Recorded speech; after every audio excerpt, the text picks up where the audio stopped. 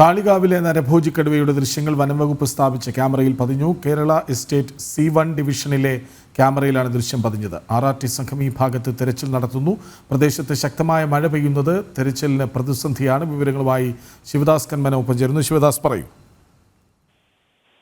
കൃഷ്ണരാജ്, കാളികാവിലെ നരഭോജി കടുവയെ പിടികൂടാനുള്ള ദൗത്യം ഇപ്പോഴും തുടരുകയാണ്. ഇത് 10ാം ദിവസമാണ് കടുവയെ പിടികൂടാനുള്ള ദൗത്യം പുരോഗമിച്ചുകൊണ്ടിരിക്കുന്നത്. കഴിഞ്ഞ ദിവസങ്ങളിലെല്ലാം തന്നെ ചില ദിവസങ്ങളിൽ ക്യാമറയിൽ കടുവയുടെ ദൃശ്യങ്ങൾ പതിഞ്ഞിരുന്നു. അതോടൊപ്പം തന്നെ ദൗത്യസംഘം കടുവയെ കണ്ടിരുന്നു. ഇന്നും ഇത്തരത്തിൽ കടുവയുടെ ദൃശ്യം ക്യാമറയിൽ പതിഞ്ഞതായി കണ്ടെത്തിയിട്ടുണ്ട്. ഇന്നലെ ഉച്ചയ്ക്ക് ആണ് ക്യാമറയിൽ ദൃശ്യം പതിഞ്ഞത്. ഇന്ന് അത് പരിശോധിച്ചപ്പോഴാണ് ക്യാമറയിൽ ഈ ദൃശ്യം പതിഞ്ഞതായി കണ്ടെത്തിയിരിക്കുന്നത്. കേരള എസ്റ്റേറ്റിനുള്ളിലാണ് ഇത്തരത്തിലുള്ള ക്യാമറ സ്ഥാപിച്ച ആ ക്യാമറയിൽ പതിഞ്ഞ ദൃശ്യമാണ് ഇപ്പോൾ കണ്ടെത്തിയിരിക്കുന്നത്. RRT സംഘം ഈ ഭാഗത്ത് പരിശോധന നടത്തുകയാണ്.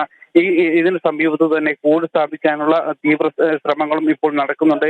പക്ഷേ പ്രദേശത്ത് കനത്ത മഴ പെയ്യുന്നുണ്ട്. ഈ മഴ വലിയൊരു തിരിച്ചടിയാണ്. പ്രത്യേകിച്ച് ഒരു കാട് മൂടിക്കിടക്കുന്ന ഒരു പ്രദേശമാണ്, ഉൾക്കാടാണ്. അതോടൊപ്പം തന്നെ ചെങ്കുത്തായ സ്ഥലം കൂടിയാണ്. മറ്റ് ദുർഘട പാതകളെല്ലാം തന്നെ ഉള്ള പ്രദേശം കൂടി ആയതുകൊണ്ട് തന്നെ ദൗത്യ സംഘത്തിന് ഇത് വലിയൊരു വെല്ലുവിളിയാണ്. അതോടൊപ്പം പ്രതികൂല കാലാവസ്ഥയും കൂടി ചേരുമ്പോൾ ദൗത്യത്തിന് വലിയ വെല്ലുവിളിയാണ്. എന്തായാലും ഇപ്പോഴും ദൗത്യം തുടർന്നുകൊണ്ടിരിക്കുകയാണ്.